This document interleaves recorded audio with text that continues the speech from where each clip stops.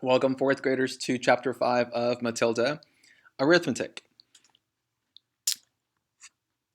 Where we last left off, Matilda, once again, was coming after her parents and played them a really mean prank.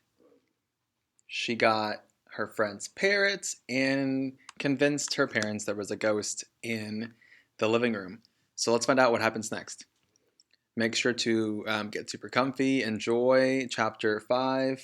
Please read along with me and have the volume up. Arithmetic. Matilda longed for her parents to be good and loving, and understanding, and honorable, and intelligent. The fact that they were none of these things was something she had to put up with. It was not easy to do so, but the new game she invented of punishing one or both of them each time they were beastly to her made her life more or less bearable. Being very small and very young, the only power Matilda had over anyone in her family was brain power. For sheer cleverness, she could run rings around them all.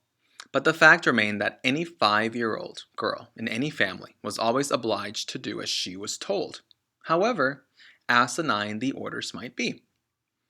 Thus, she was always forced to eat her evening meals out of TV dinner trays in front of the dreaded box. She always had to stay alone on weekday afternoons.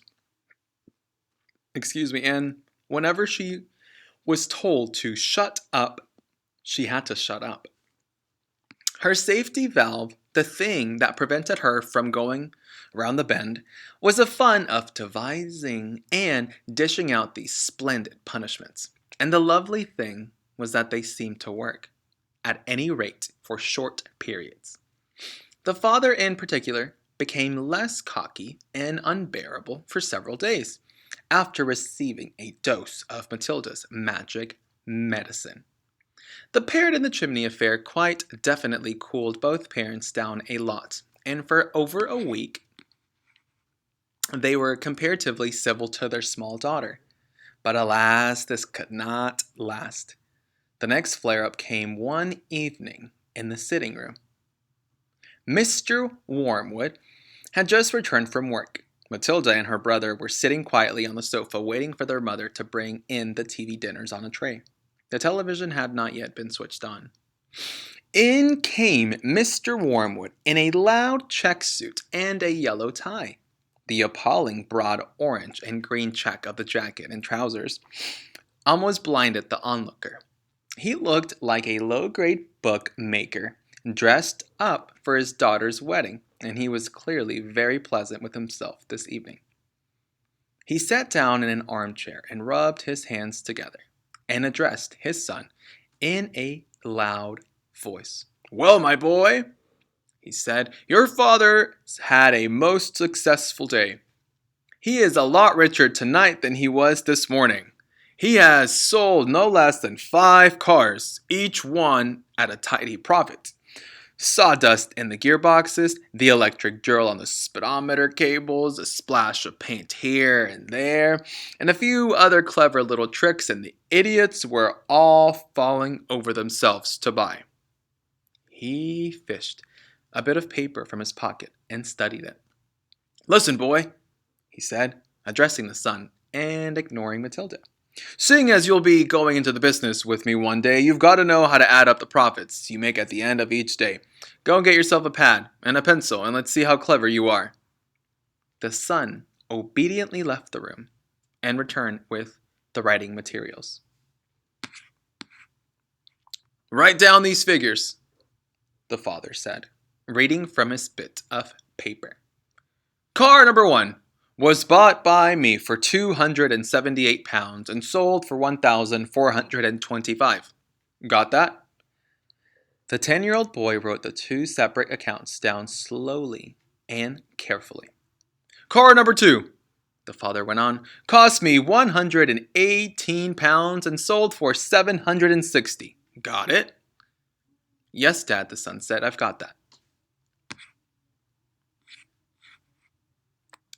"Car number 3 cost £111 and sold for £999 and 50 pence.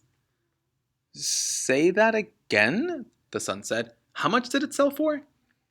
999 pounds and 50 pence, the father said.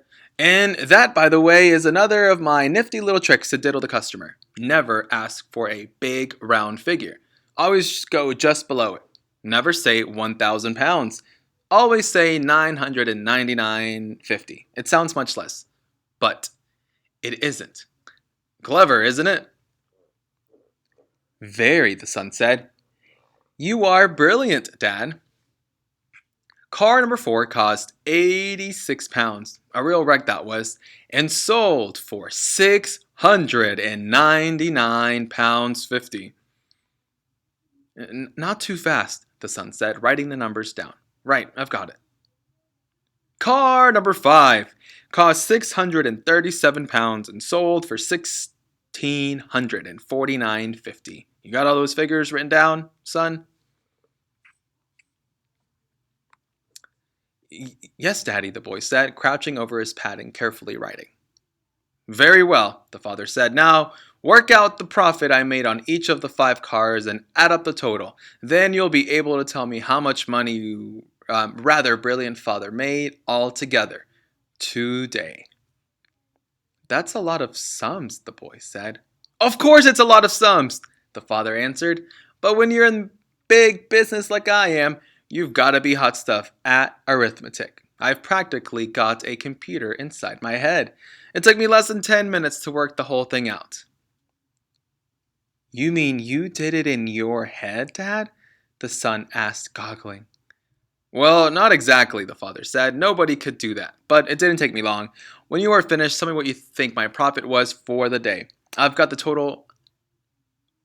final total written down here, and I'll tell you if you are right. Matilda said quietly. Dad, you made exactly 4,303 pounds and 50 pence altogether. Don't butt in, the father said. Your brother and I are busy with high finance. But, Dad... Shut up, the father said. Stop guessing and trying to be clever. Look at your answer, Dad, Matilda said gently. If you've done it right, it ought to be 4,303 pounds and 50 pence. Is that what you've got, Dad? The father glanced down at the paper in his hand. He seemed to stiffen. He became very quiet. There was silence. Then he said, Say that again? 4,303 pounds 50, Matilda said. There was another silence. The father's face was beginning to go dark red. I'm sure it is right, Matilda said. You little cheat, the father suddenly shouted, pointing at her with his finger. You looked at my bit of paper. You read it off from what I've got written here. Daddy, I'm on the other side of the room, Matilda said. How could I possibly see it? Don't give me that rubbish, the father shouted. Of course you looked. You must have looked. No one in the world could give me the right answer just like that, especially a girl. You're a little cheat, madam. That's what you are, a cheat and a liar. At that point, the mother came in carrying a large tray on which were the 4 suppers. This time, it was fish and chips, which Mrs. Wormwood had picked up in the fish and chip shop on her way from Bingo. It seemed that Bingo afternoons left her so exhausted, both physically and emotionally, that she never had enough energy left to cook an evening meal. So if it wasn't TV dinners, it had to be fish and chips. What are you looking so red in the face about, Harry? She said as she put the tray down on the coffee table. Your daughter's a cheat and a liar, the father said, taking his plate of fish and placing it on his knees. Turn the telly on and let's not have any more talk. And that was chapter 5, Arithmetic of Matilda. Please make sure that you go to Seesaw, add a note. Please type and write one sentence, your favorite part of chapter 5. And thanks for watching, 4th graders. Tomorrow we'll read chapter 6, The Platinum Blonde Man.